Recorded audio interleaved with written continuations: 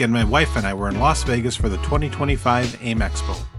We were there for work, but found out the One Motorcycle Show was happening that Friday and Saturday at the Western Hotel on Fremont Street. They also had a VIP preview party happening the Thursday before the actual event. Since we were not able to stay for Friday and Saturday, we decided to check out the VIP party to get a taste of what the One Motorcycle Show had to offer. There were numerous bikes on display.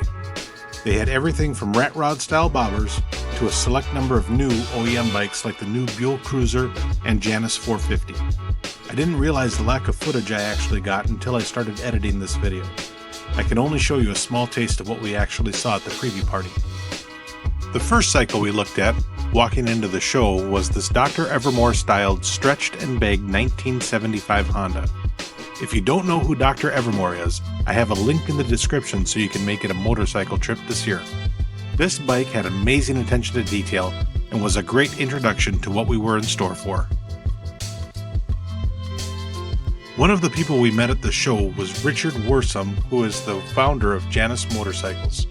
My friend and co-worker, who is next to Richard, was on cloud nine since he is a Janus owner and has a love for unique motorcycles. Richard was super cool and pleasant to meet.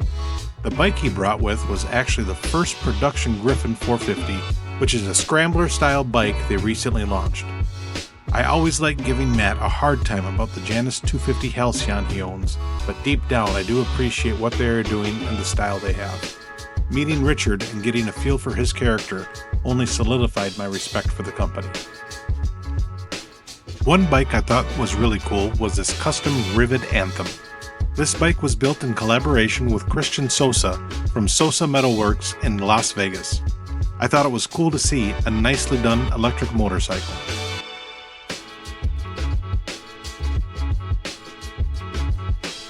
Sosa had numerous bikes on display, including this custom 1940 Indian, which originally made its debut back in 2013.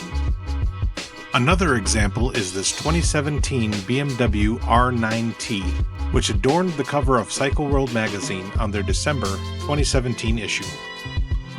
Lastly from Sosa was a pair of Harley-Davidsons, including this 1950 Panhead. It was one of my favorites from the show. This bike was built with the help of his daughter. I was truly impressed with their talent and artistic style. Another neat bike we saw was this rescued but not restored vintage Triumph. There were also a few older Hondas that would be perfect rides for this coming year's Slimy Crud Run. As mentioned earlier, Buell also had the new Cruiser on display.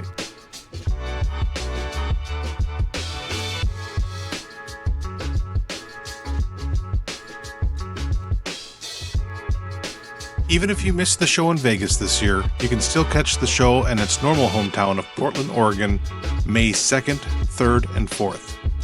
I have a link below to their website if you want more information. Thanks for coming along with me, and please like and subscribe for more motorcycle content.